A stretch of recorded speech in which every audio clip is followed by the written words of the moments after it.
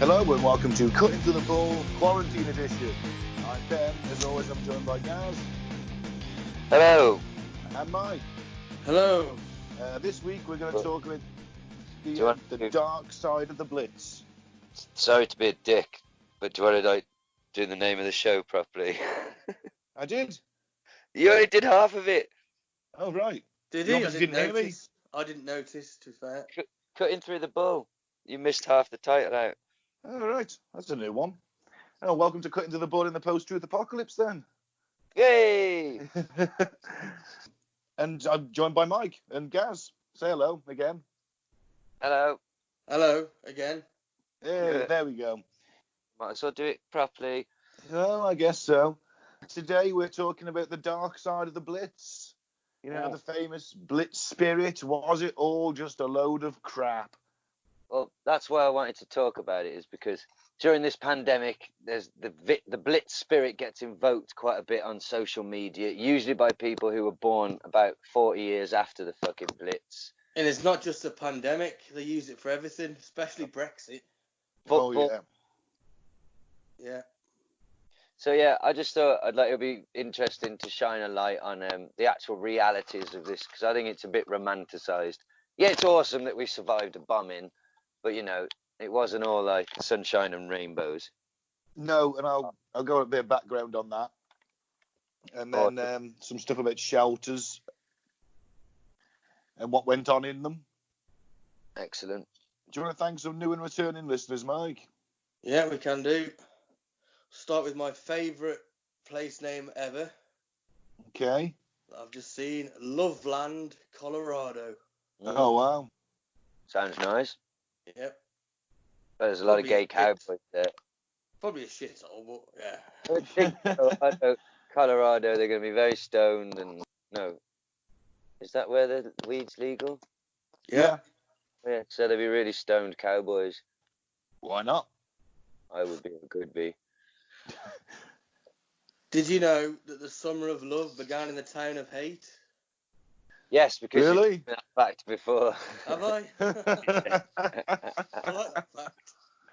I know, I could tell. You bastard. And I've got a memory of like a fish, so. We all have. Southampton, UK. Windsor, Australia. Alexinac, Serbia. San Jose, California. Buxton, UK. Patna, UK. Cypress Hill, Texas. Ooh, are they insane in the membrane? Maybe. I added the hill, to be fair. Yeah. Highbury, UK. Lucknow, India. Ashburn, Virginia. Worcester, Ohio. Telford, UK. Brighton, UK. Chicago, Illinois. And top, Fort Worth, Texas. Wow. Shady And Nasty not there? Oh, yeah. Dynasty's there. Dynasty. Shady Nasty, whatever. So, shall we do some weird news, and then we will have a chat about this piece of history? Let's do it. Let's get the boys' views on this week's weird news. Weird news. This is some stuff we find on the net. It's going to take 20 minutes, half an hour, and then we will crack on with the main cut and thrust of today's topic. So I will start. Man accidentally ejects himself from fighter jet during surprise flight. Oops. Yeah. A surprise. Go ahead, sorry. Was it a surprise flight? Well, I will tell you that in a second. A surprise outing in a fighter jet unnerved one defense company executive so much he accidentally injected himself while flying at over 500 kilometers per hour, 220 miles an hour. An investigation into the debacle in France has found. What Mach is that, then? You're not up to speed of sound at that point. Are you not yet? No, it was 600 miles an hour the speed of sound. Quicker than the number 45 bus, put it that way. It's quicker than Gaz when he's smashing into things in his transit, like monsters, ghosts. Yeah, it's still half the speed of sound, though. It's pretty fast. Well, yeah. It's quick. Quicker than a nun's first curry. Yay! The 64-year-old civilian got the most unwelcome ride of his life after the force of takeoff made him float off his seat, causing him to stand up and involuntarily grab the ejection handle to steady himself. The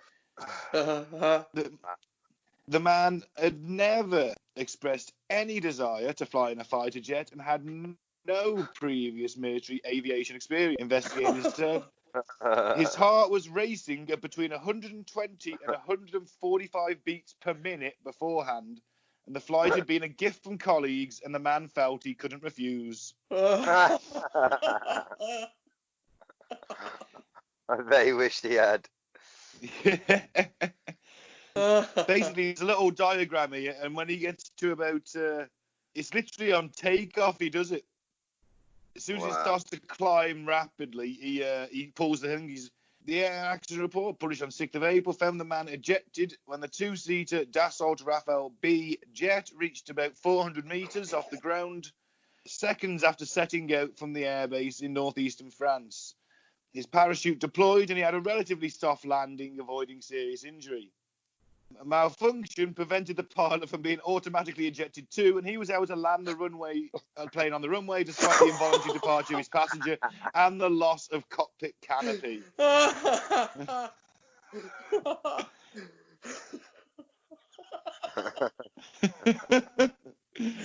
So it's like, oh, there you go. Here's your retirement present. You can have a flight in a military jet. All right, okay. And then because they hadn't buckled him in properly or put the suit on him properly, he started to float. So as they took off, which is I think 0.63 G. Wow. It says on the diagram. Oh, man, that's amazing. What a present. Next year, I hope they just get him a tie or something. And just think, if it wasn't for the malfunction, it would have took out a fucking fighter jet. Yeah, they basically ignored medical warnings the passenger should not undergo the 3.7 G of force generated by the takeoff and loose straps that allowed him to float up. He also lost his helmet while being ejected. We don't want to do that. You certainly don't. I mean, he survived, didn't he? Yeah. Yeah, he survived. That's a birthday present you'll never forget. Oh, retirement present. I don't think I'll be going back to work after that. Nah, I'd definitely put a claim in. Where there's blame, there's a claim. Oh. Poor bastard. Yeah, still funny. Yeah. No one died. Yeah, it's fine. It's fine. He's fine. No one died. The only casualty here was his trousers and the cockpit canopy. And his ego. His career. And probably his ability to have sex. Although he may have survived, I bet he was a bit, quote, cripped up. You think he's a broken shell of a man now? Yeah, I think he's definitely got some spinal damage. Uh. Do you know what I mean? That's a hell of a fall, isn't it? I know they have a parachute on him, but still it twats into the ground, doesn't it? And let's face it, this fucking clown didn't know what he was doing, did he? He didn't know how to land the ejector seat. He probably smashed into an oak tree. Well, it's meant to fire you up, and then the seat's meant to come away, and the parachute deploys automatically. Knowing him, he was probably upside down until it was too late. I'm just I can't say imagining it's something. Go on, Mike. No, I just can't. I'm trying to. It's not something I'd like to do. Is eject from a fighter plane. No, me either. Skydiving, none of that appeals to me. Oh, it does to me. Really? I don't know why. I hate heights, but skydiving for some reason I've always wanted to do. Oh, not for me. I'm No, sorry. thanks, I should have done this when we weren't recording, but I have to open a can of pop, so excuse the sound. There we go. Sound excused. Well, you want my dulcet tones to sound nice and smooth, don't we? Well, I suppose so. Someone's got to. Yeah, because I've got this terrible cough that I just can't get rid of. Really? Have you had it? Have you had it for 14 days? Yeah, it's strange. I'm very hot as well. Really? But Yeah. yeah, sure, it's fine. I've been out and about today. You've been Yeah. coughing on people. No, just touching as much stuff as possible. Sneeze on your hands, touching stuff. Yeah, it's fine. Everything's fine. Are you delirious with fever yet, or? What was that, Michael? Hey? All right, next article. Virginia pastor who defiantly held church service dies of coronavirus. Oh dear. Yeah. I'm of the opinion that there's not going to be a lot of really religious people left by the end of this pandemic. Every cloud. That's it. I'm sorry, that was a joke. I wasn't. It's not funny that people are dying. I wasn't joking. The cunts like this deserve to die. Well, read us the article, Mike. After suffering a fever of 102.2 degrees Fahrenheit for 4 days and being told the medicine he had ordered was out of stock at his hospital in Zhaogan, China, the sick patient had enough.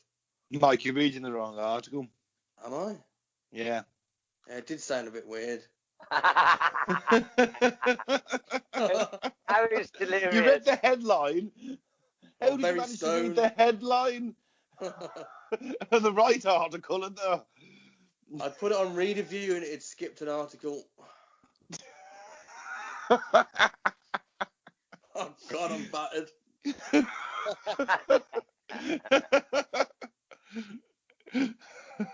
All right, let's try that one again, shall we? He practiced what he preached, then he died of coronavirus. Evangelical pastor died of COVID-19 just weeks after proudly showing off how packed his Virginia church was and vowing to keep preaching unless I'm in jail or the hospital. Oh dear. In his last known in-person service on March the 22nd, Bishop Gerald O'Glenn got his congregation at Richmond's New Deliverance Evangelistic Church to stand to prove how many were there despite warnings against gatherings of more than 10 people. He said, I firmly believe that God is larger than this dreaded virus. You can quote me on that. Oh dear. Yeah. He also said that people are healed in his church. Well, clearly not. Bollocks, innit? It's fantastic. Thing is, you're going to have these conmen and these snake oil merchants saying, oh yeah, God's going to heal us. They're all going to fucking die of it, which isn't necessarily a bad thing in terms of human evolution and the society we live in. Well, the thinning of the herd, but that is all a little bit, eugenicsy, isn't it? It's a bit. Well, I'm just saying that the sooner organised religion like this is gone, the better. Okay, but do we need death of them all to get rid of it, or can't it be something a bit more? Well, it's their own fault, though, isn't it? I mean, they're being told by scientists, they don't, and doctors, don't go in big groups, stay at home. And he's like, no, God's going to keep us all safe. Well, clearly he isn't, is he? Because he's just not real. It's not real, so... Yeah, but the thing is, they're a threat to us as well, because they can pass it on to us. Well, there you go. Well, they'll be the first to die. It's like, I mean, these people are absolute bastards. I mean, did you see, there's one chap, I can't remember what his name is, but there's the whole clique of these guys, Jim Bakker and Pat Robinson and Joel Elstein or whatever his name is. And, like, they're, the Americans this week have been getting their $1,200 checks, yeah? Right. And they've been like, oh, well, give that to the church. You should be giving that to the church because you can't go. And you're like, it's just money people need to pay their fucking rent and food and feed their family. And you fuckers are just quite happy to take it off them. Now you're all bastards. I mean, I think they shouldn't be allowed. Yeah. But, I have no sympathy for this man. Yeah, it is pretty funny that he's dead. I just hope he hasn't infected loads of other people. The sad thing is, he probably has. Yeah. Well, shit. Yeah. Yeah. Not cool at all. It's not. Definitely These people not. are bastards, though. Yeah. You know. Well, fuck 'em. Shall I read the last one? Yeah. Okay. I asked if they'd let me smash that silverback's snot box off. Mike Tyson admits he once offered a zookeeper £9,000 to fight a gorilla. Fucking hell. Wow. Boxing legend Mike Tyson was at the peak of his powers in the late 1980s. During those years, he tried to bribe a zookeeper to let him fight a gorilla. The boxing legend became the youngest ever world heavyweight champion when he knocked out Trevor Berbick in 1986 at the age of 20. Tyson went on to etch his name into boxing folklore, but throughout his career had several controversial moments. And in the late 1980s, at the peak of his fame, excuse me, I have to cough, but it's not corona related. All sounds a bit dry. Tyson has revealed how he tried to bribe a zookeeper to letting him climb into the gorilla enclosure and fight one of their silverbacks. I'm not going to try and do his voice. I paid a worker at New York's zoo to reopen it just for me and Robin. That was his ex-wife, Robin Givens. Once we got into the gorilla cage, there was one big silverback gorilla there just bullying all the other gorillas. They were so powerful, but their eyes were innocent like an infant. Ah. I offered the attendant $10,000, which is about £9,000, to open the cage and let me smash that silverback snot box. He declined. Tyson is a self-proclaimed animal lover and houses over 1,000 pigeons, and also used to keep 2 Bengal tigers as pets in his Las Vegas mansion. Oh, wow. Then he Well, goes on to talk about Tiger King. He can't be that much an animal lover if he wants to beat up animals, is he? I think he wanted to beat it up because it was picking on the others, you see. But that's their social hierarchy. Yeah, but then He didn't know that. He wanted to get in there and stick up for him. And I'm an animal lover, but I, for one, would have paid to see a Mike Tyson in his prime attempt to knock out a gorilla. Well, this is true. There is that. Because the chances are he'd probably get mauled and mangled quickly and easily. But I reckon if he caught that gorilla just right on the chin, just like a human, I think the reflex would be the same and it'd go down like a sack of shit. But or he'll break his hand. No, my money's a fucking gorilla, mate. We'll see. I don't know, man. Tyson was. All I'm saying is I would pay the £50 for the pay-per-view. Oh, I'd pay the pay-per-view. I mean, obviously, the problem is, though, if that gorilla, just rips him apart, pulls his arms off. Yeah, within seconds. I mean, number one, you've wasted your 50 quid, and number two, they're going to have to really scrub the fucking ring to get that clean. Yeah, but he's got that puncher's chance, hasn't he? Well, if Rocky has taught me anything, there's always a puncher's chance. You know what I mean? You've always got that one chance, no matter what happens. Yeah. You know, the end of round 10, that gorilla could have pounded Tyson, thrown him all over the cage, really rocked him for 10 rounds, and right before the last bell, and would we celebrate him for knocking out the gorilla? You bet your ass we would. King of the monkeys, bitch. And his career could have been so different. Maybe he'd be known as Tyson the gorilla fighter rather than Tyson the rapist ear biter. Yeah. Maybe if he did beat the gorilla, they'd have some kind of then relationship where they're friends. Oh, yeah.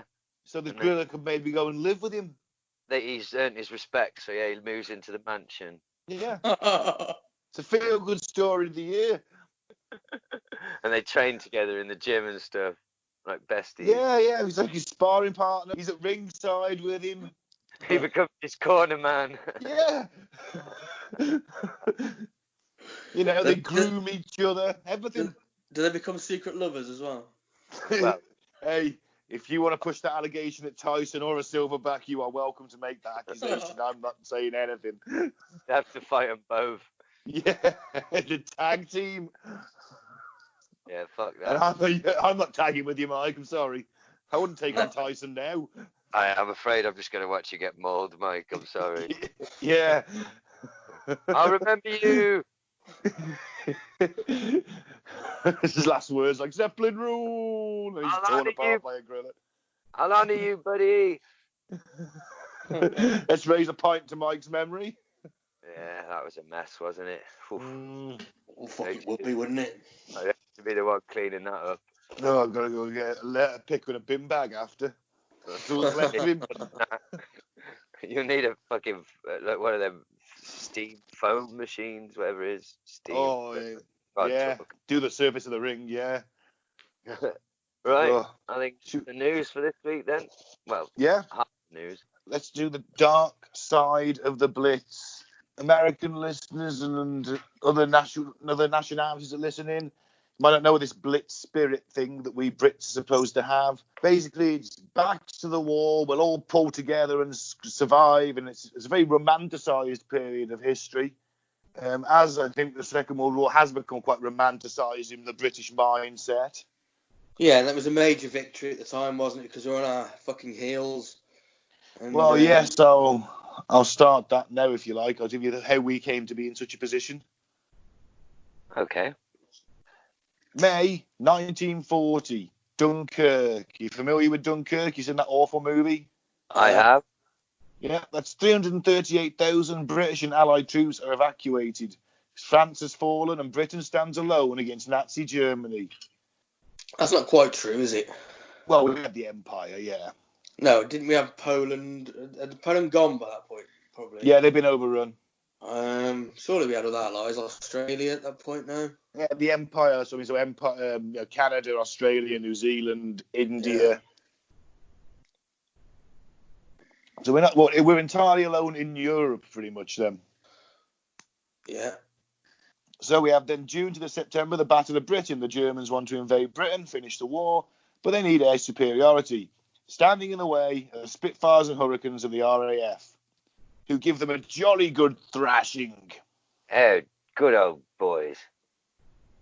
The Battle for Britain's virtually over by September, and by the 7th of September, the Luftwaffe, which is the German Air Force, has switched its attention from attacking RAF airfields to attacking British cities, which basically is saying we're not going to invade anymore. Do you know what Blitz means in German?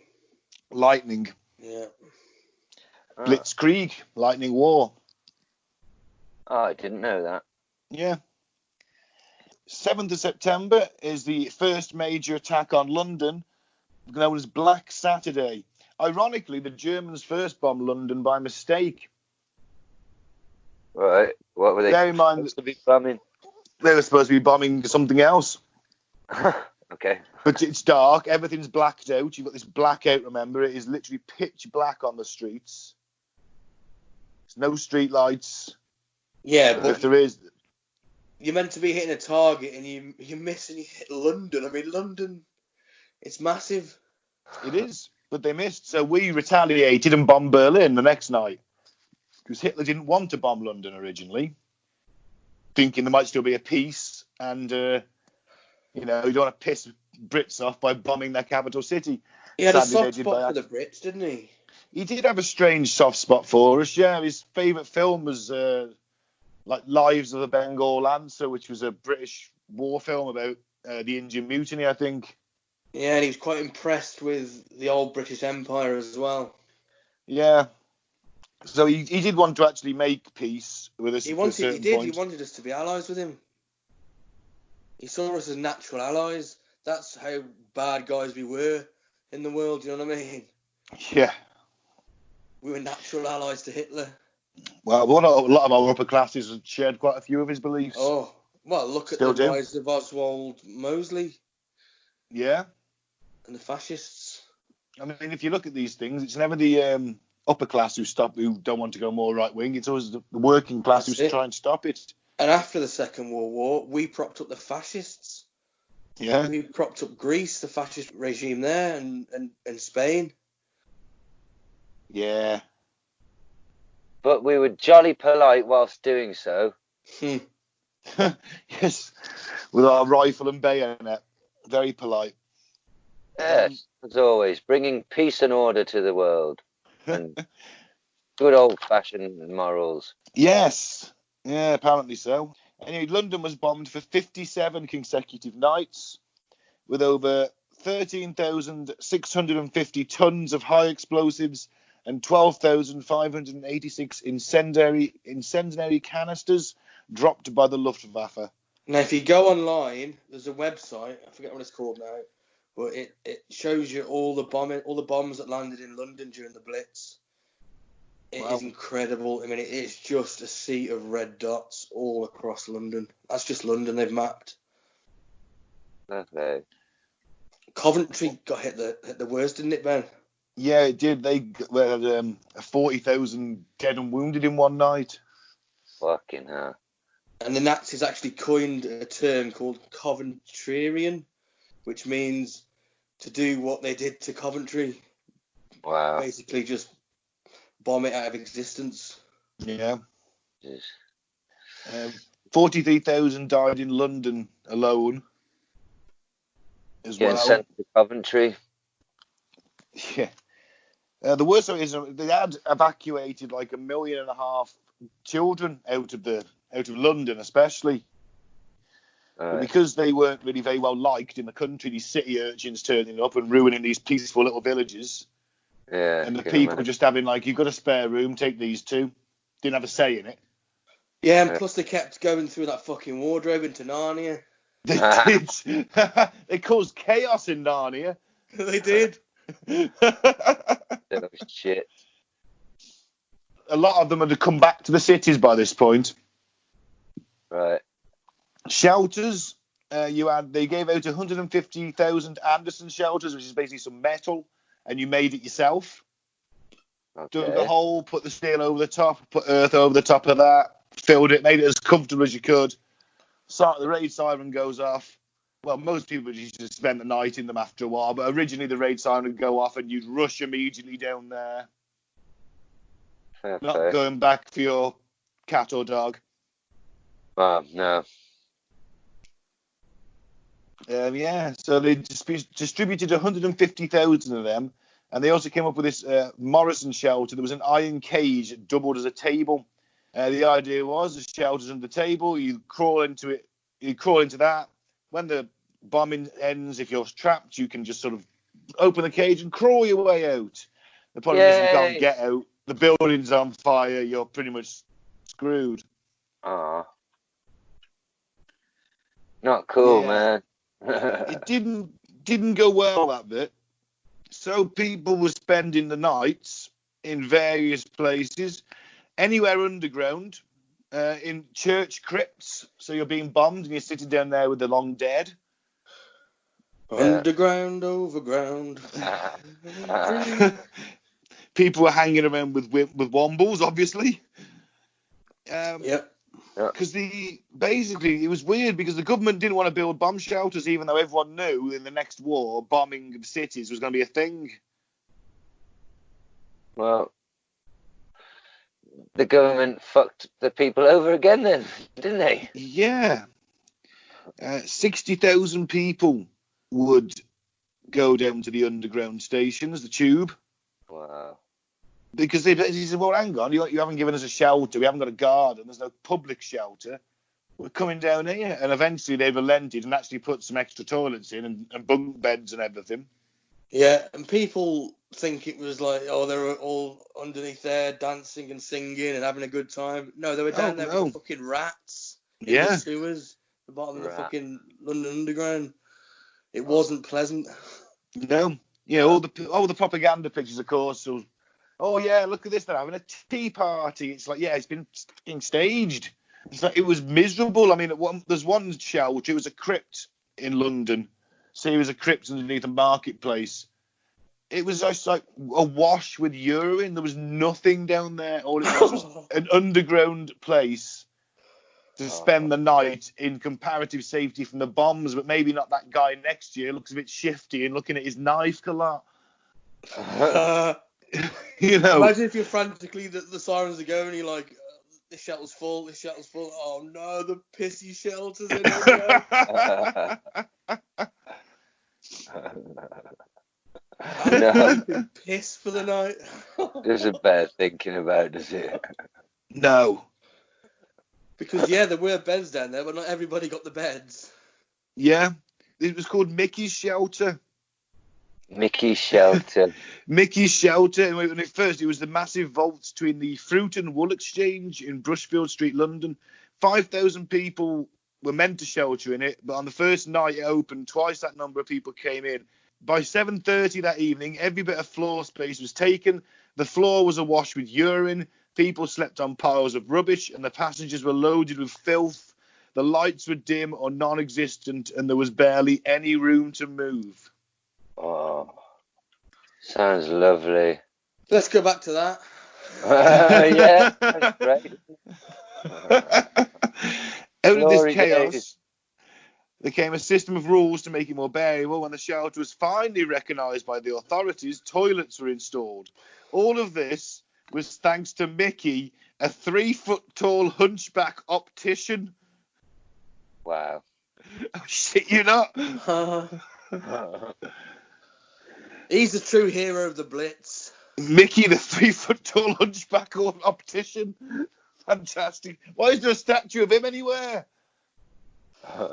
Too small, no one would notice it. Yeah, but it'd be cheap, wouldn't it? It would be. Yeah. So, I mean, you're looking at, there's nightly scenes of fighting, music, laughter, sex, murder, rape. Oh, wow. People crying and pissing themselves in fear as the bombs land closer above. Thing back and forth, I imagine. You know, rats scurrying over your feet or over your face as you attempt to get some kind of fitful waking sleep. Oh, God. Shiny, Just happy people. You know, you go back up and then you find your house is gone. It's been raided and looted. Certainly You has. know, crime flourished. We'll get specifically witch crimes as well later. Yeah, because basically when the Blitz did start, the first people to be liberated by Britain in the Second World War were the country's own criminals. As soon as it was declared in 1939, the gates to the country's prison swung open for any inmate with less than 3 months left to serve, and all the Borstal boys who had completed 6 months. Fuck's sake. Brigands and thieves. Yeah. One of the big guy who was one of the first lucky ones was a guy called Billy Hill, who was a gangster from central London. He became the leading figure in the capital's underworld. Wow. He did say, "I don't pretend to be a king and countryman, but I must say I did put my name down to serve, and until they came to get me, I was making the most out of the situation." The black market. Well, he was an opportunist. Yeah, because everything was rationed. Yeah. You know, he was selling barrels of whiskey for £500 a barrel. Bastard. Also remember, a lot of young policemen have gone off to fight. Yeah. The police force is weakened. And remember, petrol rationing is in force, so there's not as many police cars on the streets. And if you put blackouts, so no one can see what you're doing as it is. But if you put an ARP, when it's an air raid precaution officer, they would just be civilian volunteers that have a helmet and an armband and a whistle, and they direct you into the shelters and stuff. And they'd even walk the streets as they were being bombed and taking shelter where they could. Yeah, we've all seen Dad's Army. Yes, they get some of those armbands and then go and rob a jeweller's. So we're removing it for the good, because they think it's destroyed. Removing it, give us an hand and put it in the van. And they one thing they made off for 6,000 quid's worth of jewellery. It's a lot of money back then, and the public were helping them load it. Genius. Working class heroes, Ben. Yeah, but it was weird. The laws on looting were strange. Like, so there's stories about rescue parties going to a pub and having to dig for bodies, and they're digging with shovels on their own hands, remember? One of the leaders of such a rescue party found a bottle of brandy and passed it round his men to have a swig. He was sentenced to 6 months in prison. Okay, is that classed as looting? Because it was classed as looting. Bastards.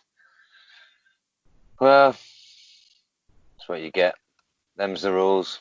Yeah, I mean, even the bodies would have to be taken to various places, like secure rooms, and watched over because people come and have the gold teeth or the rings off their fingers or the watches. Oh, God. It's not cool. You know, it's not. Not cool. Well, that's capitalism. That's capitalism. Should we do the list of crime? Yeah, man. Obviously, looting. On one day in November 1940, 20 of the 56 cases listed for hearing at the Old Bailey concerned looting offences. The total number of cases for the 4 months of the Blitz to the end of December was 4,584. When the Café de Paris restaurant and nightclub in Piccadilly suffered a direct hit by the Luftwaffe in 1941, rescuers had to battle their way through looters that were fighting to tear rings and other jewellery from the dead revellers. There were many cases in which looters weren't just criminals, members of the public, firemen, wardens, and other members of the defence forces often joining in too.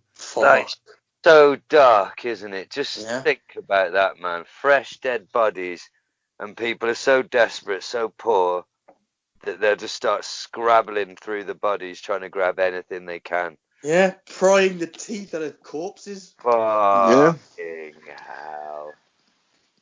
Oh, I wish we could go back to the good old days, though. Oh, yeah.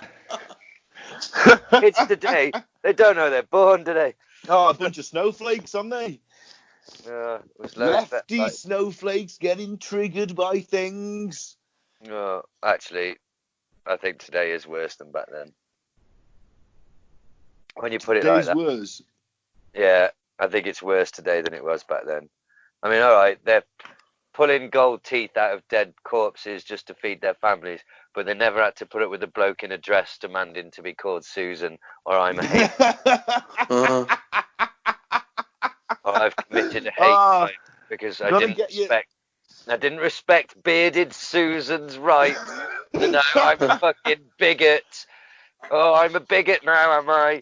I'm a hate crimer.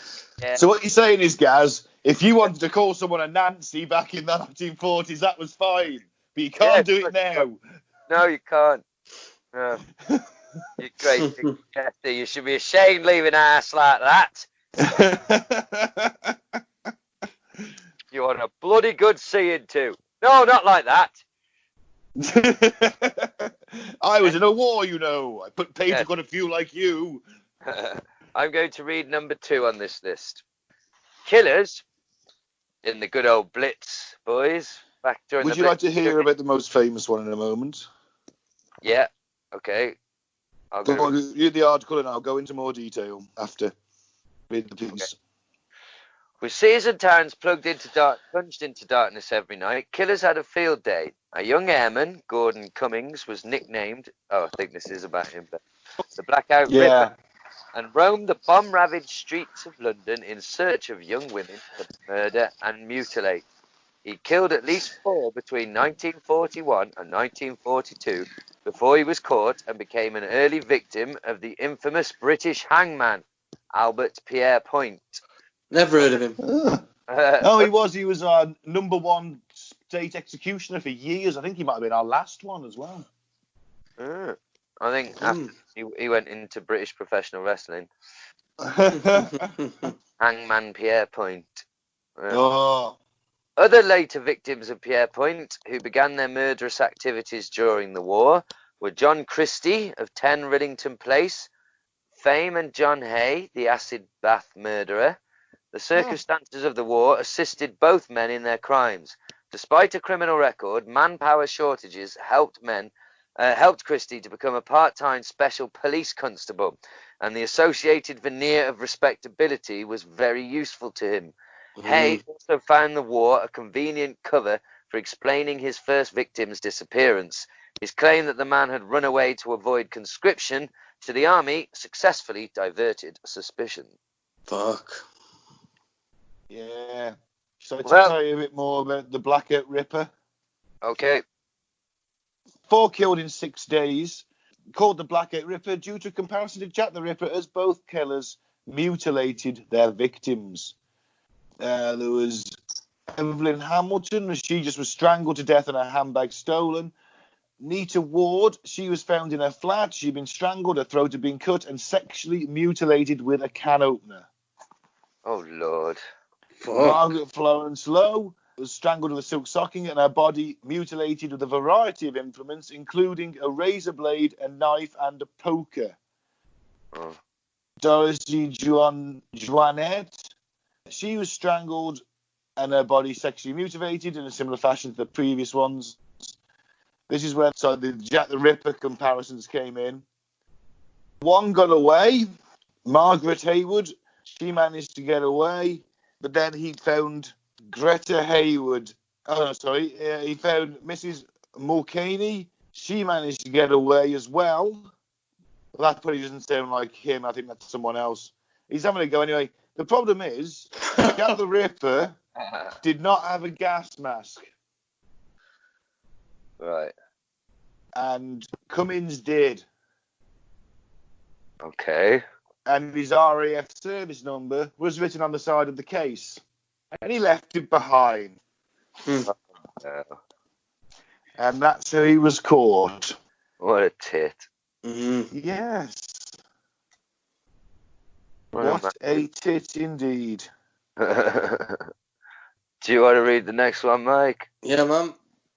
In London, there were Jewish, Maltese and Italian gangs as well as Cockney outfits. The Maltese Messina gang controlled the London vice scene with an iron fist. Prostitution boomed in the war in line with a massive inflow of soldiers, sailors and airmen. By 1944, there were over 1.5 million GIs in Britain, while the Home Armed Forces totalled 3 million, many of whom were based on the home front. Hordes of servicemen would pour into London or other British towns and cities on nightly furloughs looking for fun. The Messina ran a huge gang of girls nicknamed the Piccadilly Commandos to satisfy London demand. The incidence of sexually transmitted diseases naturally soared, as did business for backstreet abortionists. Oh. Doesn't sound great. Golden era of backstreet abortion. Oh, God. I wish we could go back to then. What a title. Jesus Christ. Fuck. Oh, it's shocking, isn't it? How lovely and cheerful. Do you want to read the next one, Ben? Yeah, I've touched on Billy Hill, the London crime boss. Yeah. He said it was the most fantastic side of civilian life in wartime. Make no mistake, it cost Britain millions of pounds. But I didn't make use of the black market. I fed it. Okay. He's a working class hero then. Yes. He was the one. Oh, you want some stockings, Dorothy? There you go. Love, have a pair of nylons. He's just going around dishing shit. Do you want some chocolate, little Timmy? Can't get this on your rations, can you? Oh, what a legend. I love people like just a bit of a Del boy. Exactly. You know, he's and the thing is, he's still making a shit ton of money anyway. Yeah, he was harmless. Yeah, he wouldn't. Probably the people he killed, maybe. Oh, yeah. Yeah, if you looked at him funny, he'd probably kneecap you, but I'm sure he's lovely. Lovely fellow. He did volunteer to serve. Well, fair enough. I just proved he's a psychopath. Well, in 1940, at this point, we could have been invaded, so you'd have had to do something. To be fair, that's when you need psychopaths, when you fight a fucking enemy like the Nazis. You'd been in the Home Guard, wouldn't you, Mike? No, mate, I'm a conscientious objector, mate. You could have been a medic. Yeah, I could have done something like that, yeah. You know, at least get the women with the white feathers off your back. Yeah. You know, you could be the Private Godfrey in Dad's Army, that old guy. Legend. Who do you think you are kidding, Mr. Hitler? Hitler. Yes. If you think what England's done. Yes, of course. That's what the thing is, like, romanticising again, isn't it? Yeah, of course it is. Shall I do the next one? Because I've already gone through a bit of Billy Hill. The most significant and lucrative black market activities centered on the long list of staple products subject to rationing. Food, petrol, and clothing rationing was administered through ration books and coupons.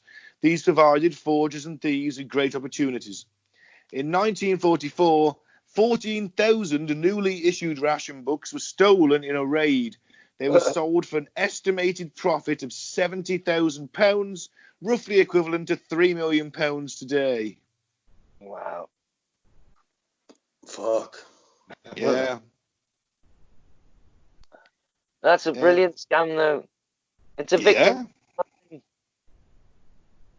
Well, it's not, because that means that little Timmy might not have his meat ration that week because there's not enough. Oh, fuck little Timmy. I heard he's a right prick. He speaks highly of you. Oh, well. That shows you he's a right prick. That's why you shouldn't be worried. Forgery took place on a small and large scale, but was hard to pin down. A rare major prosecution took place in Manchester in 1943, when 19 men were accused of involvement in a wide-ranging racket of selling forged clothing coupons. A printing press in Salford supplied a whole host of wholesalers in the north and south of England with high-quality forgeries. The going rate for a sheet of forged coupons on Oxford Street was £10, around £400 in today's money. Rationing naturally gave rise to a great deal of corruption amongst shopkeepers, farmers and officials, and many culprits did end up in court. Well, little Timmy is having food rubbed off his plate, so, heaven forbid somebody try and make some money without the government getting their fingers involved. Yeah. Yeah, but it is back to the wartime. I suppose if there's ever a time to pull together, it's now. But not for criminals. That's not the criminal. Someone's always going to make some money. What's Batman say? Criminals are a cowardly and superstitious lot. Also very opportunistic. Yeah. Don't hate the player, hate the game, Ben. Hate the Germans for dropping those bombs. Not the little cockneys are trying to make some money off little Timmy. All right. That's a system we live under. Capitalism rewards these people. And he probably charged little Timmy's mum, probably gave her £5 bob to give him an hand job, so she could get a tin of peas for little Timmy. And what a lovely scene that is. The Blitz. Well, she go back to them times. She cheerfully looks away as she jerks him off, crying to herself at how low she's sunk, but she must feed that child. Oh, the Blitz spirit, eh? Oh, yeah. We'll get through this COVID. We'll get through this COVID. And 6 months later, he dies of scurvy. Yeah, with no teeth. Oh, little Tim. It was all in vain. Oh, well. How tragic. Great times, eh? Fuck them, they were poor. I think everyone was... Actually, I'd imagine that everyone had money, but there was just nothing to spend it on. So if you haven't got money, you're going to go to the black market, aren't you?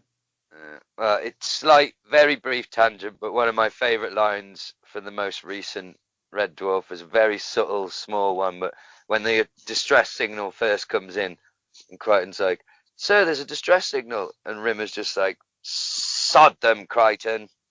Can't do it as well as he does it, but yeah, it's perfect. Sod him. Yeah. Obviously, our ancestors were all right. They survived this bucket of hell. Because my grandparents lived in Dawley, so we weren't getting bombed. I don't know where mine lived, to be honest. Wales somewhere. Mine was sheep shagging. Oh, From Wolverhampton. Wolverhampton, of course, did get bombed. Yeah. Oh, well, is that why it looks how it does today? Yeah, they just never bothered to rebuild it.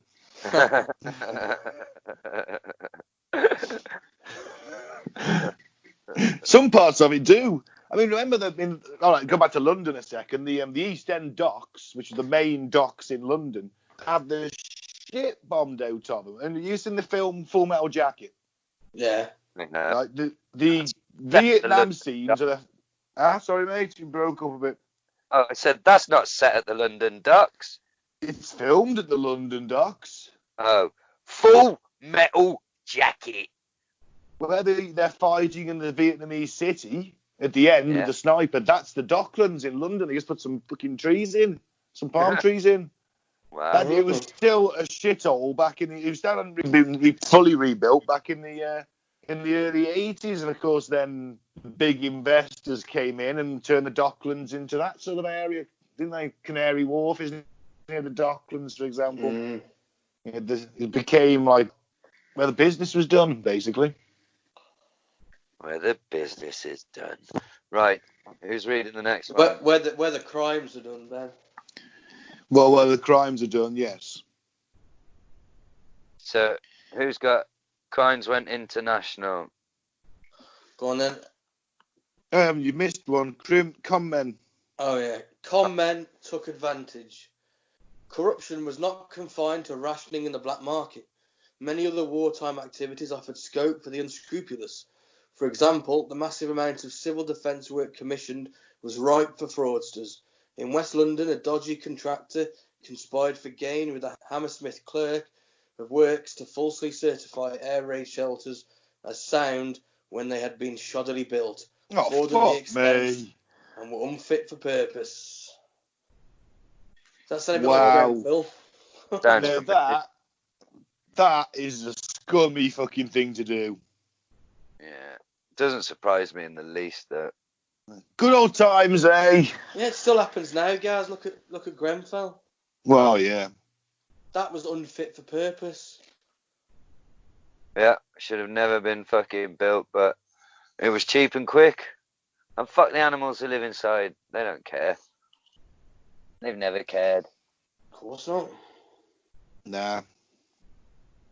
Oh well. Who's got the next one? Anyway, crimes went international. Ooh. Unusually, the writ of the wartime British courts did not extend to all crimes committed in the country. Crimes committed by American military personnel were exempt, as the US authorities insisted on trying such cases in their own courts, which were set up in several locations. The main one in London was near the US Embassy in Grosvenor Square. This arrangement caused no real difficulty until some disturbing statistics became known. The records showed that many more black GIs were prosecuted than white ones and were given much stiffer sentences if convicted. No. Never. One case in particular drew public attention to this discrimination. Leroy Henry. Any relation to Lenny?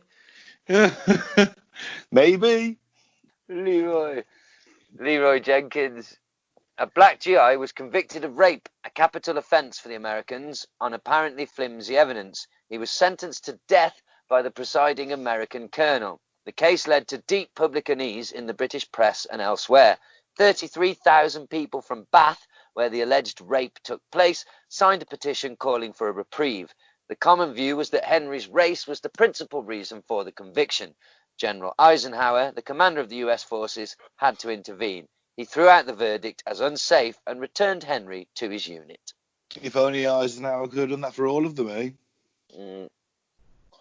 Did he still rape or not? Eh? Did he still rape somebody? Flimsy evidence, it said. Ah, okay.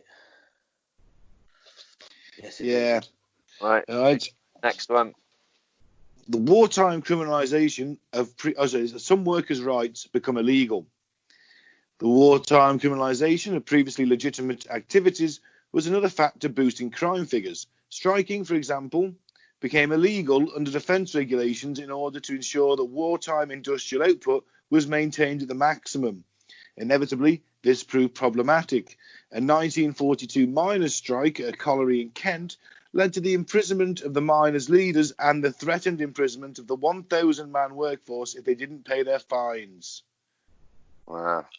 When nearly all of them didn't pay, the government decided it wasn't a good idea to jail such a huge number of working men and prevented the court from applying its sanction. No other strikers were imprisoned thereafter during the war, although fines continued to be levied. Wow. So, yeah, shit. You're losing your workers' rights. I bet there's no holidays either, is there? You can't say, oh, can I have the next week off on holiday, please, boss? There's no one off on the board. And you're like, sorry, mate, that Spitfire going to make itself, is it? Off you trot. You know. Still, good times. Yeah. Great. Blitz spirit. Yeah. Oh, sorry, my older brother just got shot at Dunkirk. Can I have the week off? Nah, sorry, mate. Got to build that Spitfire. Yeah. Get on with it. Water win, you know. Why aren't you in uniform? Well. Okay, next up, people abuse the system. Yeah, the government. The government set up various wartime compensation schemes for the population, and people were quick to spot the opportunity for abuse. One scheme provided generously for people who had been bombed out.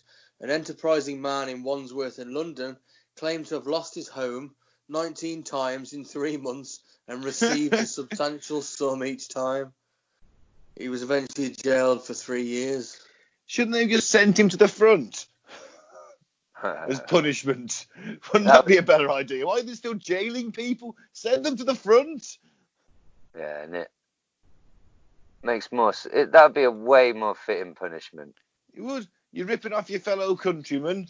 You know, you're ripping off the government. That money we gave you could have bought a tank. Exactly. You know, fucking hell. So yeah, but off to the front you go. That's conscription, though, isn't it? And we got rid of that. No, we were conscripting at this point. Were we? Yeah.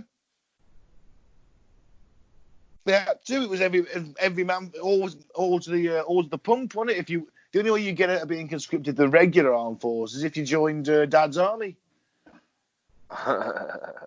That's how Pike gets out of going to the front because he joins the reserves or as the home guard. Fair enough. You see? Right. Number 10. Criminals became heroes. Not all criminals concentrated exclusively on feathering their own nests. There were some criminal heroes. Some allowed their patriotic instincts to surface and supported the war effort. Perhaps the best known of these was the ace burglar and robber Eddie Chapman. That's a good name. Yeah. Good old Eddie. He was recruited by MI5 and became a British double agent known as Agent Zigzag. He was spectacularly successful at duping the Germans, who famously valued him so highly that they awarded him the Iron Cross. Fucking hell. Returning from overseas service in 1944, he was pardoned for his previous crimes and awarded a substantial payment. He was quick to return to his criminal ways, but avoided jail and eventually retired in some comfort. Wow. Hang on. With the German capitulation in 1945 came the end of the blackout and the bombs. The American and other foreign allied forces departed and British servicemen were demobilized. Life began to return to normal, but some criminal-friendly wartime conditions lingered. Rationing did not end until 1954, so the black market thrived for a few more years yet. Some old gangs went away and some new ones took their place. Crime, as always, carried on, but clearly the halcyon days, is that how you say that? Halcyon? Yeah. Halcyon years were over. Just a few years ago, Mad Frankie Frazier, a gangster who became something of a TV star in his final years, told a talk show host he regretfully and seriously that he'd never been able to forgive the Germans for surrendering. Many old crooks echoed his sentiments. They never had it so good. Wow. Fucking hell, so they wanted the war to continue so they could keep profiteering, racketeering, and just making money hand over fist over the misery of others, as all good criminals do. Yeah. Still the good old days, eh? So there's your Blitz fucking spirit. Well, I have an article about how the Blitz spirit is bunk. Okay, that's everything we've got on the dark side. Oh, I have one last thing to add, actually. You know the famously the King and Queen, King George the Sixth, and the Queen Mother or the Queen Consort Elizabeth. Mm-hmm. Yeah. Used to go must have seen the photos. They go down the East End. They look around the bombed out area.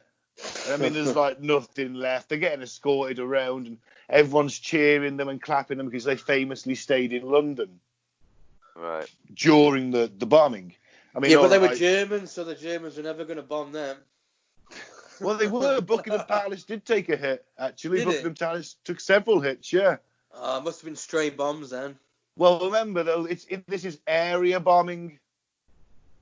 Yeah. You're just doing an area. Buckingham Palace did take a hit. Took several. And they were saying, apparently she was delighted when Buckingham Palace was hit because she could go down to the East End and say, I can look the Londoners in the eye and tell them that we're taking it as well. And it's like, yeah, but you've got the massive, vast underground cellars that everything of import and wealth has been taken down to, and you're still basically just down there in absolute luxury. Well, the commoners are under the underground with the rats. Yeah, having their feet, the toes nibbled by rats. Anyway, that's the official version. The actual version is, they did used to go and tour, but 9 times out of 10 they were booed. It's like, Good. You haven't lost. Oh, we've been hit too. Yeah, you haven't lost everything. Yeah. Your wife and kids weren't in that house. You still got a fucking carriage to fucking drive around in. Yeah. You've got this, and that's a part of the idolisation of her, of the Queen Mother in particular, because she lived till she was 102. Remember, they just used to keep her in a cupboard soaked in gin and bring her out at public occasions. She was so popular because of that, or that's certainly the way it's been spun. That's why the royals have still probably got a little more people like them than they don't. Propaganda, mate, innit? Propaganda. See our fake news episode. Fake Indeed, news. I mean, even Queen Elizabeth was driving in the women's auxiliaries. You know, she signed up and became a driver and stuff. And it's great. But if they hadn't have done, then questions should be asked, shouldn't they? Yeah. Yeah, but she wasn't driving, on the front lines, was she? Do you know what I mean? Well, no. No. She'd be driving fucking field marshals to their fucking military balls and things. That's what she would be doing. So even the sort of pass the royals are given nowadays for existing, it goes back to the Blitz spirit, doesn't it? The Blitz. Look at them going around being cheered, everyone waving their little Union flags as they walk around the bombed out, destroyed dreams of some family. Yeah. How charming. Yeah. Come down for a gloat, have we? Is what they Yeah. should have been saying. Cunts. Yeah. So this article was from the Financial Times by a guy called Stephen Fielding, who was a professor of political history. He says the spirit of the Blitz isn't back, it's bunk. During times of crisis, nations need their myths. They crave stories from the past that give hope that they will prevail over whatever disaster now faces them.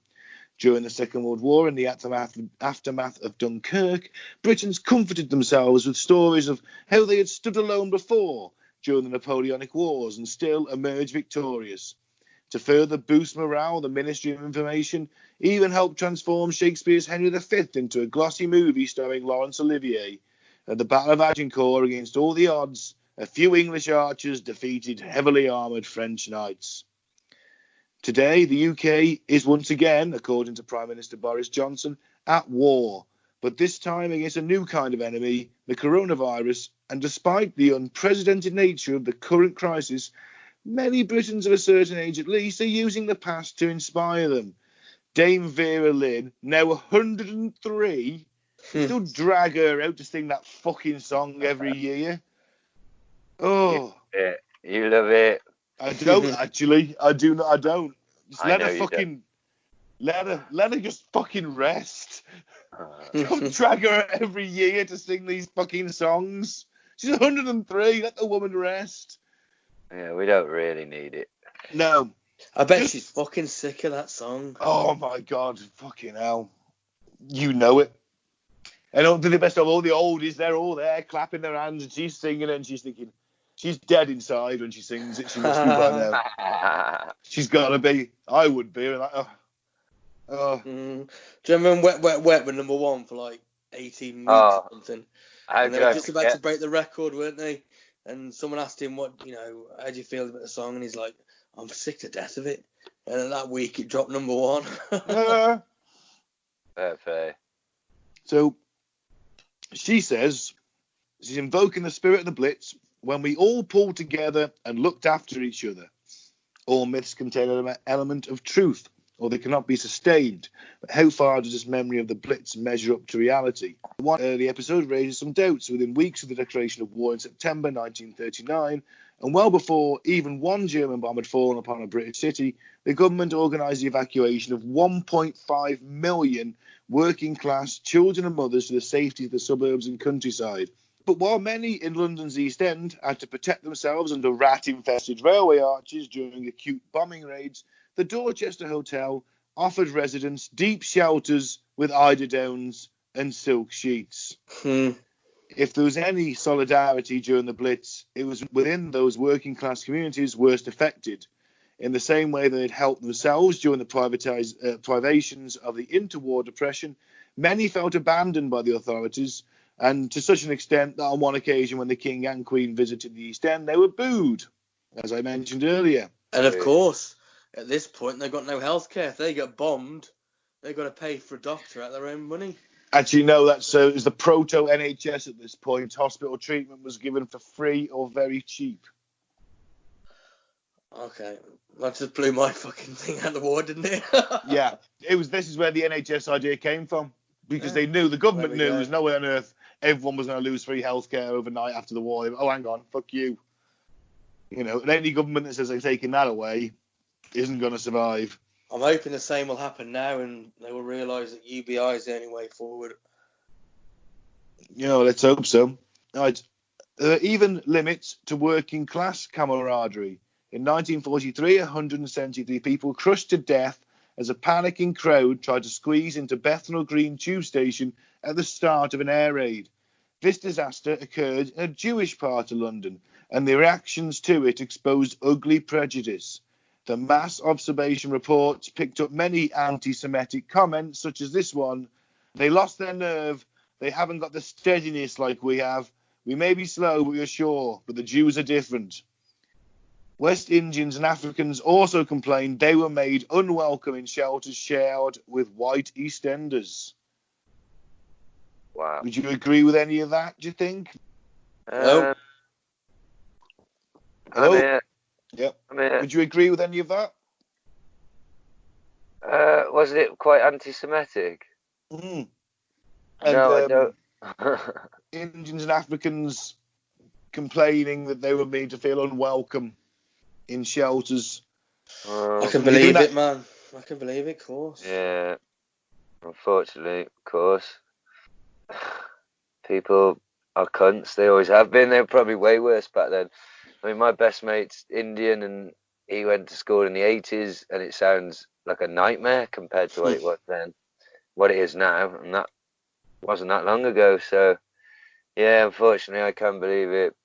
Yeah. Because, I mean, in the 1940s, there was probably still people alive that had owned slaves. Fuck yeah. Yeah, they'd be very old, but possibly, yeah. They'd be in the 80s, they'd be in the hundreds probably, but there's still a few about. May have been. It's worth pointing out, just for reference, there's the Blackout Ripper. If you think about it, the Jack the Ripper would only been 50 odd years before. Right.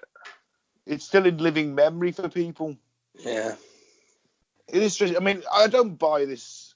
I think people came together to a point. I don't think you'd leave your neighbour to die if the house next door takes a direct hit, would you? You'd be out there trying to dig through the rubble, get them out, I not think the steal their majority, jewellery. The majority of the working class, I think, probably pull together. Obviously, there's going to be crooks and people. Opportunists. Yeah. There's So, always I mean, going to be those people, isn't there? yeah, but I think the whole spirit thing, it's kind of thrown back at us all the time. Is whenever things are shit, like now, or in a war, it's, oh, that Blitz spirit, oh, we'll push through like we always do. And it's a fucking lie, isn't it? I mean, all right, a lot of people do, but what else? What else can you do? Of course, Ben, it's politicians trying to manipulate your feelings so that you agree with them. Yeah. Of course, it's going to be used, isn't it? Now, this leads me on to a mini rant. Okay. Where there's a guy, Captain Tom, he's 99 years old, he's a Second World War veteran. He's 99 years old and he's dragging his aching body around his garden to do so many laps before his birthday at the end of the month. And he's raised £20 million for the NHS, which is fantastic because they've had their money taken from them for the last 10 years by this government, and nurses haven't had a pay rise, which the government cheered, and all this stuff. And he's dragging his aching body around, and people are going out and they're clapping the NHS on a Thursday night.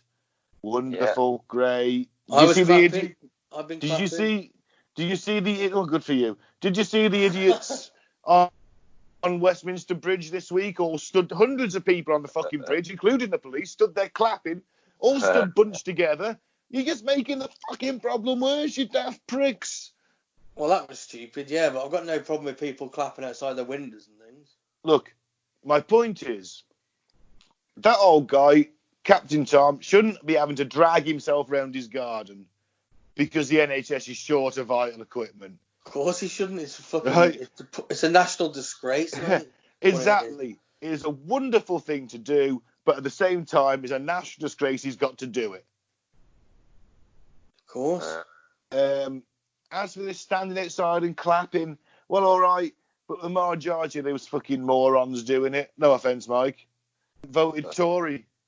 They voted for 10 years for the NHS to be cut down and cut down and cut down, and the money that they're paying from their wages and our national insurance is being siphoned off into tax breaks for corporations. I'm sorry, show your appreciation next time by not voting these fuckers in, eh? Well, maybe they might next time because they've done the clapping and they've seen, and it's jolted into their consciousness then, and they're like, oh, the NHS. And next time they might vote for a party that's going to care for it more than the fucking Tories. Mike, what's the current attention span for the public? So whatever the papers tell them, we've got 5 years for the next election. This one be brought well, up. That's this true. one be. I mean, have you seen the Daily Mail on that saying, oh, we love our NHS workers? And it's like a few months ago they were fucking deriding them. Do you know what I mean? Saying that they're money grabbers and... Yeah, the junior doctors are money grabbers. Because they're working like 70 hours a fucking week and being exhausted because of staffing levels. It's the fucking hypocrisy of these papers, you know what I mean? Yeah. Did you see that fucking? The government's gone. Oh, we're going to for carers and NHS staff who are having to go to work, and they're giving them a little badge, like of appreciation. So you've worked through this, you get to wear this little badge, yeah? Right? The badge costs $8.99. Right. One carer said, no, they said to this carer, she's, looking flustered. She's going about to all these, trying to get as many of these old people in, making sure they're okay, making sure they're not ill, checking in on these guys, on the elderly. And she says, well, would I buy it? I get paid £8.66 an hour. Yeah, and if for £8.98, think how many gloves and masks they can get for that. That's it, isn't it? And Matt Hancock, I can't stand the cunt. And he's like saying, oh, it's not like they fall from the sky, PPE equipment, you know what I mean? So I can't get hold of any. 3 times they've rejected the EU for protective equipment. And why can't they requisite companies to start making it? Some companies would come to them and say, we'll change, we'll make PPE. And the government would refuse them. Yeah, exactly. I mean, my firm who I work for, I'm currently furloughed on, we supply the NHS. We don't supply them with PPE, but we've got the stuff in stock. Just stop buying it from us. But no, because of contracts, we spend this much and that's it. Yeah, and plus they want to sell the contracts to their mates so they can make a bit of money. Yeah. That's what it's all about. That's why they go into government. That's capitalism, baby. Just so they can give government contracts to their mates or firms that they've got stocks in, so they can make more money. Yeah. Makes you feel good, doesn't it? Still, Blitz spirit, eh? Chin up, take it on the chin. We'll be fine. Blitz spirit, we made it through the Blitz, we'll make it through this. Yeah. Yeah. Gonna win the Euros if they ever happen. If half the team's not dead. Either killed by coronavirus or the class uprisings that followed. Yeah. It's gonna be fine. I think. I don't know. Maybe. I'm trying really hard not to think about it. Just distracted myself with completely frivolous and pointless ways to spend my time. Yeah. I've been living in a semi-daze between watching TV and slobbing on the sofa, working out for about an hour and a half, and then going back to doing exactly what I was doing before. And walking the dog. That's about it. A lot of people walking their dogs now. Nice to see. I didn't see that. Never saw that before. Well, maybe people will get healthier. Maybe. But then again, for every person that's walking the dog, there's 10 persons sat around in their jogging bottoms eating chips. Yeah, there is that too. In all fairness, I've actually forgotten what it's like to wear trousers without an elasticated waistband. Been that long since I wore jeans. Hey, Ben, sometimes when you're a man, you must wear stretchy pants. This is true. It's words to live by. Exactly. Anyone else got anything to add for the Blitz? No, I'm good. I'll move on now, yeah, weird news. Yeah. Let's get the boys' views on this week's weird news.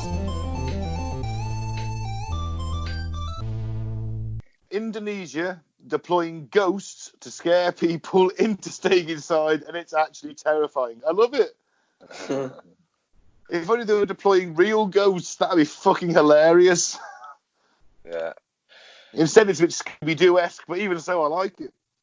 A village on the island of Java have recruited volunteer ghosts to scare people into staying at home. But for some, they've had the opposite effect.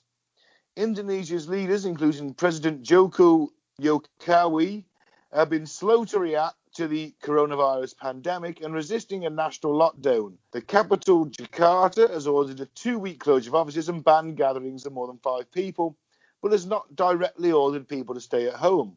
Instead, there have been information campaigns to urge individuals to practice social distancing and good hygiene. But with the second highest rate of coronavirus deaths in Asia after China, some communities decided to take matters into their own washed hands. And since the Indonesians love all things horror, the archipelago's folklore contains hundreds of tales of ghosts and ghouls. And what better tool to keep people indoors than ghosts? A youth group in the village of Kepu in central Java decided to recruit volunteer ghosts to patrol the streets, hoping the sight of them would send anyone feeling home to hide under the bed covers. I think it should be fleeing. Yeah, I was thinking that. Anya, last name evades me, head of a village youth group that coordinated the police on the unconventional initiative, told Reuters, "We wanted to be different and created a deterrent. Spooky because, quotes, Pokong are spooky and scary. With their trailing white shawls and painted white and black faces, a Pokong will be a terrible thing to come across at night. These shroud ghosts, who represent the souls of the dead, jump out from the grave to warn people that the soul needs to be released from the shroud in which it was buried." Have you look at the picture? Yeah. Can you imagine walking through the graveyard at night? That fucking thing just jumps out at you and goes, "My soul needs to be released." Kick it in the nuts and and run away as fast as I can. I'd Wow. decapitate it with my katana. Mike, are you starting to carry a katana around at night? Of course, I live in Mallinsley. Well, You There gotta are be armed with other weapons something. are available. good shout, Mike. Well, for some, the supernatural strategy seems to be working a treat. Resident Carno Supadmo said, since the Pokong appeared, parents and children have not left their homes, and people will not gather or stay on the streets after evening prayers. Obviously, though, has the reverse effect, and some people actually come out and try and get a glimpse of them, so it's, yeah. Still, since the tactic somewhat backfired, organisers have tried a different route, launching surprise Pokong patrols so that people can't expect where to lie in wait for a sighting. And a surprise ghost is always going to be more scary than one that sticks to the schedule. So, yeah, literally, you're walking home, you snuck out, you're going to see it visit a mate, you got pissed round his, you're stumbling back home, you walk to the churchyard, one of them comes out in the fucking darkness and screams, I need my soul released into your face, and then you shit yourself and die. Well, what a way to go. I mean, wow. I wouldn't fancy it. There's definitely better ways to go. No, I wouldn't fancy it. It's not my first choice way of dying, let's put it that way. Yeah. I'd like to know what is. You really want to know? Yeah. Well, it's a toss-up between storming a machine gun post or having my neck snapped by a woman as she sits on my face. Wow. That is you. It's one of them two. That is just you, isn't it? Yeah, it is. Psychopathic sex addict. A what? Psychopathic sex addict. You know, in all fairness, that's probably the ingredients that make up a serial killer. Yeah. You don't have to tell us. Oh, you've been keeping a file on me, have you? Yeah.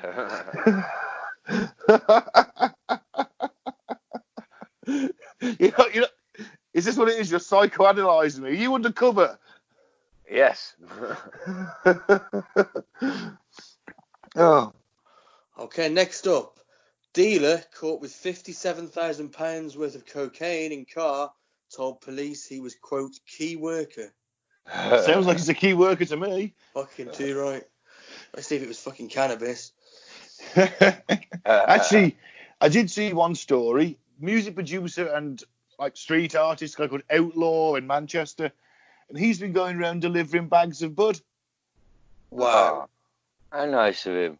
Yeah, he was planning to do this massive 420 tour apparently, and had his grow on. Obviously, that didn't happen, so he said, "Oh, it's all good to go." So he's been going around dishing out 10 bags to people. Fuck me. That's amazing. The He's Robin Hood literally- of weed. I think you can actually contact him and give your postcode. If he's in the area, he will in Manchester. He will drop you some weed off Oh, that's brilliant. at a distance, obviously.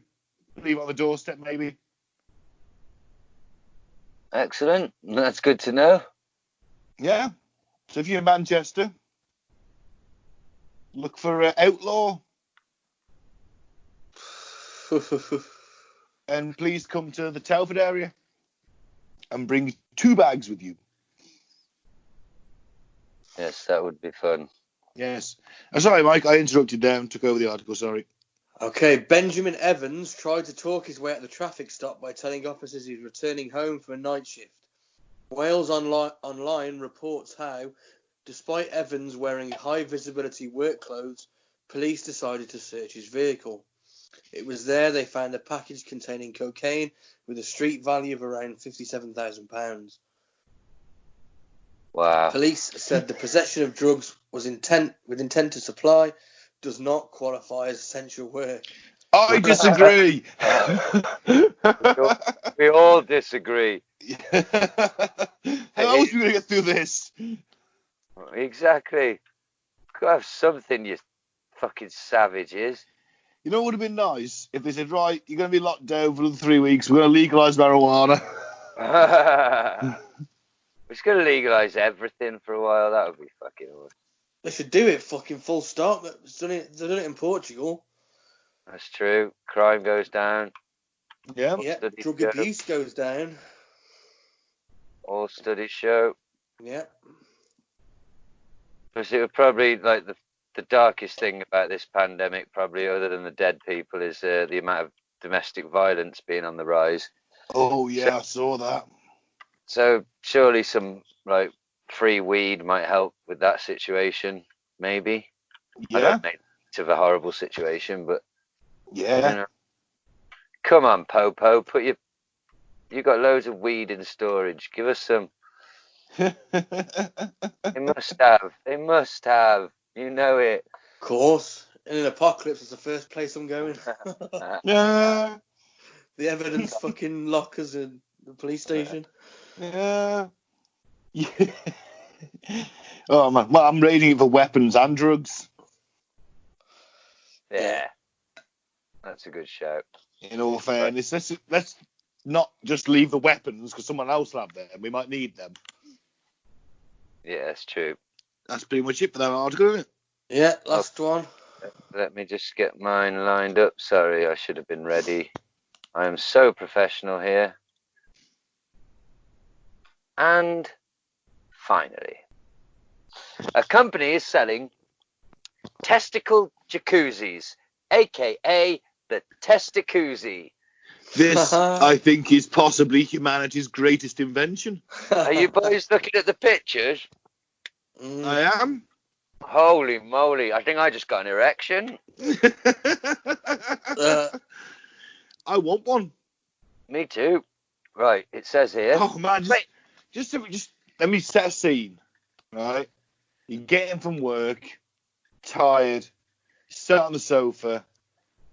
You get your dressing gown on, go and sit on the sofa, and just pop your balls into one of these and sit back with a can. A cup of tea and a joint for me. Yeah, whatever. same here, cup of tea. Whatever. Right, let's explain to the listener what they are, because they got this. Great news for every guy tired of soaking their testicles in a bowl of microwaved water and then putting a super long straw into the bowl and blowing into it. All four of you. Hey, I'm one of them guys. There is now an official testicle jacuzzi to soak your boys in. This groundbreaking men's relaxation appliance is called the Testicuzzi, and its tagline suggests, both literally and figuratively, it's for the nuts. According to the Testicuzzi website, this is no gag gift either. They are very clear about that, despite their insistence on tossing some egregious puns into the product description. Thank you, Mike. The Testicuzzi is this is from their website. The Testicuzzi is the perfect gift for the man that genuinely cares about his testicle happiness. One dunk of the boys into this fine testicle hot tub is sure to tickle your fancy and soothe your manliness. The Testicuzzi features an ultra-soft precast silicone pillow to rest your largest member on, a deep reservoir to teabag into, battery-powered bubbles, and hours of pleasure. This is not a gag gift. It's an actual product. But if you want to buy it for a friend, well, we'll let you call it a gag gift for men. It's a ballsack hot tub. That's basically all there is to this story. Yeah, it doesn't give us a price. I dread to think. I want to know. I tell you what, Hot Tub Time Machine would be a different film, wouldn't it? Testicuzzi. Hot Tub Ball Machine. Yeah. Oh man, I'm gonna watch that movie again. Testicuzzi Time Machine. I've never actually seen it. I'm looking at the website now. How funny is it, Mike? I don't know if you saw the messages earlier. I said to Ben, "Oh, have you seen the movie Goon? It's cool. It's about ice hockey." And he's like, "Yeah, I've seen that. It's really good." And I said, "Yeah, there's a sequel as well on Netflix I'm going to watch called The Last Enforcer." And he was like, "Oh, that's the one I watched. Did I watch the second one first?"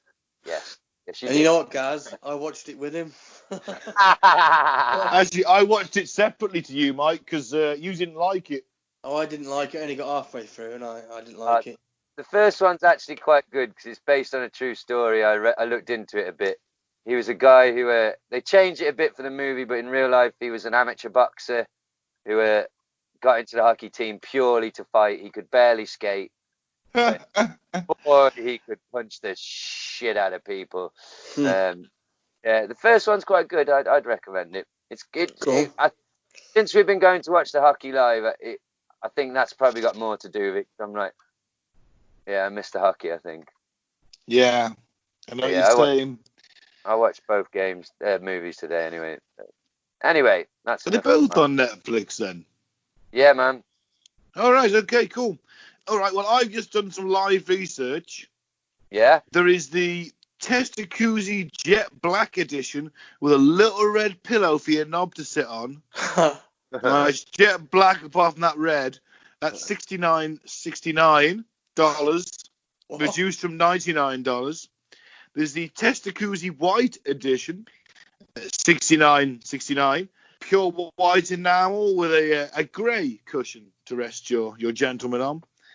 And there is the Testacuzzi limited edition 24K gold plate edition. That's sold out though.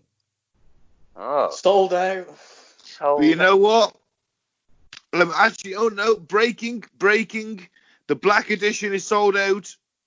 Only the white edition left now. Oh, nobody wants the white one.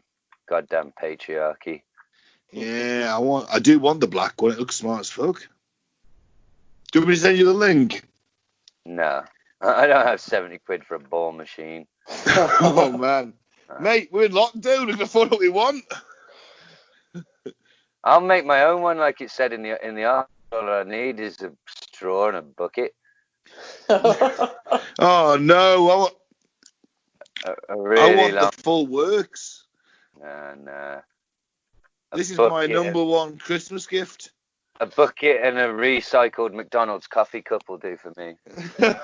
This is my ultimate Christmas gift now. I want one of these. I'm going to get one. I'm not. Let's see. This is all I want in life now. Genuinely, this is. I don't know. I've made it so far in life without one. We'll have to go arse on with him for his birthday. Yeah. I'm not having it delivered. Thank you. Why not? I'm not having the postman looking at that thing. It's going to be it'll be a discreet package.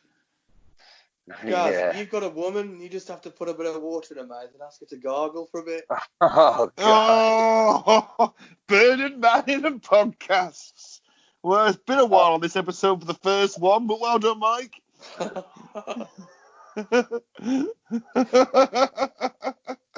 Excellent. Well, let me wrap this one up, boys, because I'm afraid on that bombshell, I need a poo. Well, fair enough. All right, thank you very much for listening. I've been Ben. Don't drink the Flavour Aid and don't join a cult unless it's a tiger cult. Hey, I've been Mike. Free. No. What are you doing? Mike, you're stealing your identity. I had an existential crisis then for a second. I thought, if he's Mike, who the fuck am I?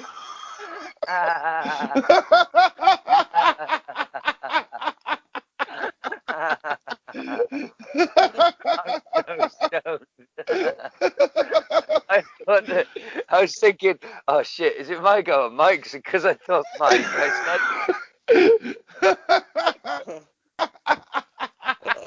Wow. Okay. So hang on, let's clarify, right? Well, if we ever get around to doing a bloopers reel, that's number one. Wow. I should keep that in. Keep that in. I really think, yeah, I don't know what to say. That's just me being a fool. Well, say your line. Oh shit, yeah, you're waiting for that, aren't you? Sorry, I've been Gaz, free Biff Tannen. Mike. I've been Mike. Peace out, may the force be with you. All right, thank you, good night, stay safe, thanks for listening.